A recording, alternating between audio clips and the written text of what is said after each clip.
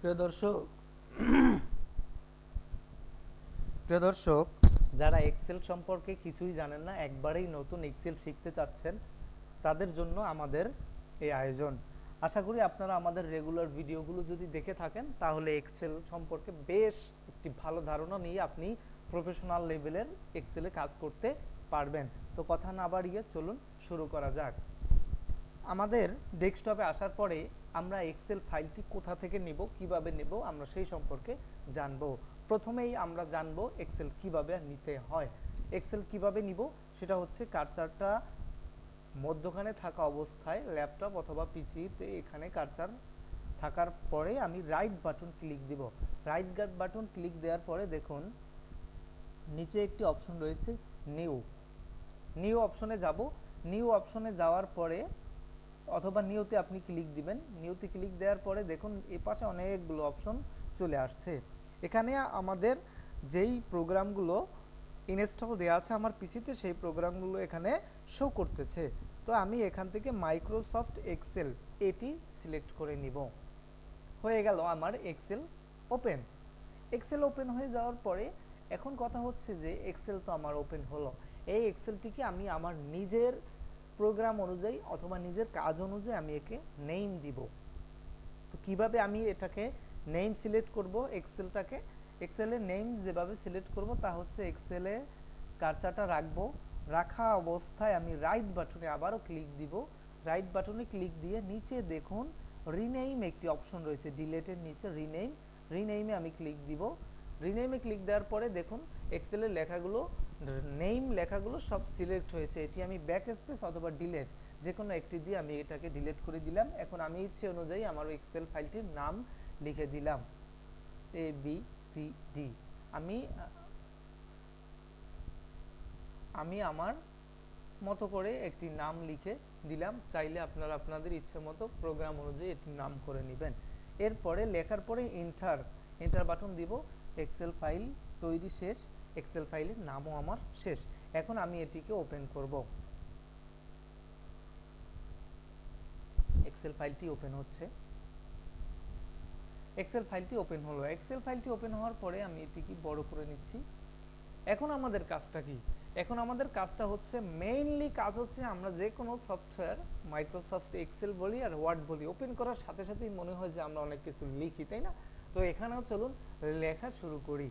এইখানে যে কোনো সিলে কার্সার রেখেই আমি আমার ইচ্ছে মতো যদি লিখি লেখাগুলো হতে থাকবে। এখন কথা হচ্ছে আমরা যারা বাংলাদেশে আছি আমাদের সাধারণত দুই ধরনের ফন্ট ব্যবহার করতে হয় অথবা দুই ধরনের ল্যাঙ্গুয়েজ আমাদের ব্যবহার করতে হয়, একটি হচ্ছে বাংলা এবং একটি হচ্ছে ইংলিশ। তো দেখতে পাচ্ছেন যে এখানে কার্সার রয়েছে, আমি ইজিলি ইংলিশ টাইপ করতে পারতেছি, বাট আমি বাংলা টাইপ কিভাবে করব? বাংলাটাও তো আমার প্রয়োজন। বাংলা টাইপ করতে হলে আমাকে কি করতে হবে? আগে আমাকে বাংলা ফন্ট নিয়ে আসতে হবে, প্রোগ্রামকে বাংলা ফন্ট দিতে হবে। বাংলা ফন্ট দিতে হলে আমি একটি সেলে রাখবো কার্সার, রেখে দেখুন এইখানে একটি অপশন রয়েছে ফন্ট অপশন। এই ফন্টে আমি ক্লিক দেব। ক্লিক দিয়ে বাংলা যে ফন্টগুলো আছে, সুতুনি ওএমজি আছে, এরপরে আছে সুতুনি এমজি আছে, এমজে আছে, এরপরে আছে সোনার বাংলা আছে। আপনি যে কোনো একটা নিতে পারেন। আমরা সুতুনি এমজেটা নিব। সুতুনি এমজে নিলাম। নিয়ে যদি আমি লেখা শুরু করি তাইলে দেখুন যে লেখা কিন্তু ঠিক আসবে না, এলোমেলো লেখা আসবে। বাংলা আসছে বাট এলোমেলো। কেন? এর কারণ হচ্ছে আমার কিবোর্ড সেটআপ নেই। কিবোর্ডটি কিভাবে সেটআপ দেব? কিবোর্ডে যদি আপনার অব্র থাকে তাহলে F20 দিবেন, আর যদি অব্র না থাকে তাহলে আপনি যদি বিজয় ব্যবহার করেন তাহলে কন্ট্রোল অল্টার বি পেস্ট করলেই এখানে বাংলা চলে আসবে। দেখুন এই যে আমরা কন্ট্রোল অল্টার ভি প্রেস করলাম, এখন আমাদের বাংলা চলে আসছে। আমরা ইজিলি এখন বাংলায় টাইপ করতে পারতেছি। এই যে আমার দেশের নাম বাংলাদেশ, আমার দেশের নাম বাংলাদেশ। দেখুন আমরা কত সুন্দর করে বাংলা লিখে নিলাম। এখানে কাজ হচ্ছে, আমি আবারও বলি, ফন্ট সিলেক্ট করতে হবে, এরপর কিবোর্ড সিলেক্ট করতে হবে, এরপর আমি আমার ইচ্ছে অনুযায়ী এখানে লিখতে পারবো। এইবারে কথা হচ্ছে আমি যে বাংলাটা লিখলাম এটা তো আমার সেলটা ছিল ছোট, কিন্তু আমার সেলের বাহিরে এটি চলে গেছে। আমি যদি সামনের সেলে কিছু লিখতে যাই তাহলে তো ওটি আর থাকবে না। দেখুন আমি যদি এখানে লিখি যে এখানে আবারও ধরেন বাংলাদেশ লিখলাম, বাংলাদেশ লিখলাম, দেখুন আমার এই যে এখানে লেখা আছে আমার দেশের নাম বাংলাদেশ, সেটি কিন্তু এখন আর দেখা যাচ্ছে না। কেন দেখা যাচ্ছে না? কারণ সেটি হাইড হয়ে গিয়েছে। এটিকে আমরা কিভাবে বের করব?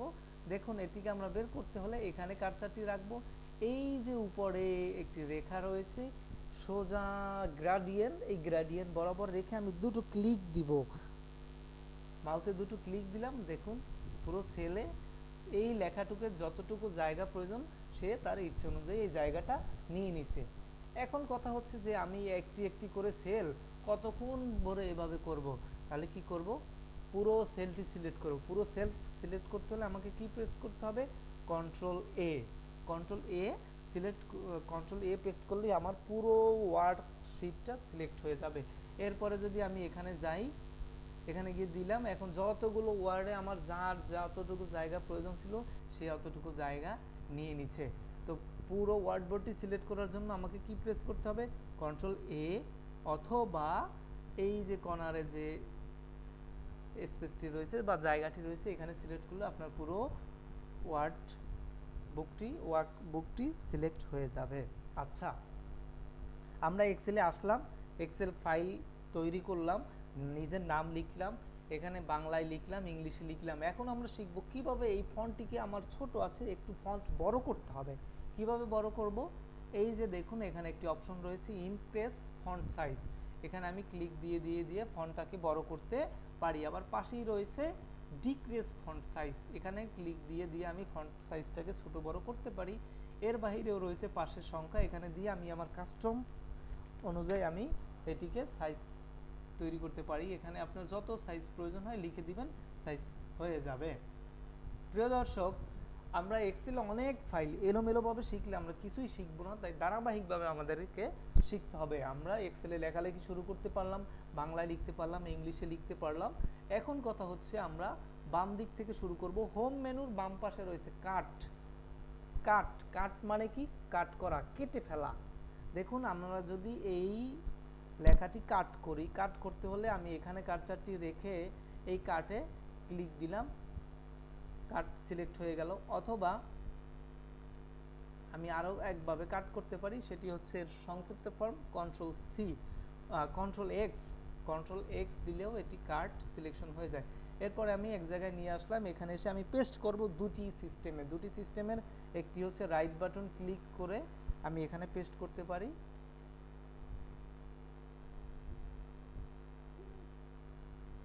দেখুন এখান থেকে আমি কন্ট্রোল সি নিয়ে আসলাম, কন্ট্রোল এক্স দিয়ে নিয়ে আসলাম, এরপরে পেস্ট, রাইট বাটন সিলেক্ট করে এখানে যদি আমি পেস্ট করে দেই তাহলে এখানে পেস্ট হয়ে গেল। দেখুন উপরে লেখাটি সোজা কাট হয়ে এখানে চলে আসছে।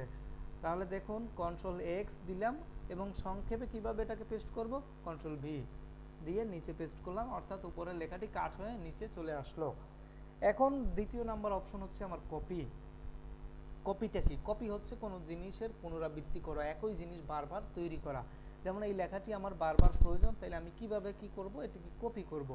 কপি করলাম কন্ট্রোল সি দ্বারা, অথবা এটাকে সিলেক্ট করে কপিতে ক্লিক করলেও সিলেক্ট হবে। সংক্ষেপে control C, control plus C চেপে আমি এটাকে সিলেক্ট করলাম। এরপরে যেখানে পেস্ট করব সেখানে কন্ট্রোল ভি দিয়েলেই এটি পেস্ট হয়ে গেল, ডান। এখন যদি আমি চাই এই একই লেখা একাধিক সেলে পেস্ট করব, তাহলে কি করব, একাধিক সেল আমি সিলেক্ট করে কন্ট্রোল বি দিব, একই লেখা একাধিক সেলে আমার পেস্ট হয়ে গেল। প্রিয় দর্শক, এরপরে নিচে রয়েছে ফরম্যাট পেইন্টার। ফরম্যাট পেইন্টারটা কি, ফরম্যাট পেইন্টারটা হচ্ছে, দেখুন এই সেলে আমার লেখার সাইজটা যতটুকু রয়েছে আমি চাচ্ছি যে এই সেলটার সাইজটাও ঠিক ওই ফরম্যাটে তৈরি করব। এইখানে যে ফরম্যাট আছে এই ফরম্যাটে এই সেলটাও হবে। তাহলে কিভাবে করব, দেখুন এইখানে মাউসটি রেখে এই সেলে কার্সারটি আমি রাখবো, রাখার পরে ফরম্যাট পেইন্টারে ক্লিক দিলাম, ফরম্যাট পেইন্টার সিলেক্ট করে নিল।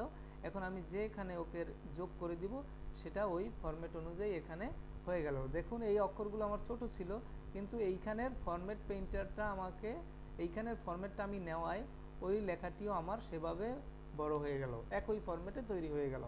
ক্লিয়ার?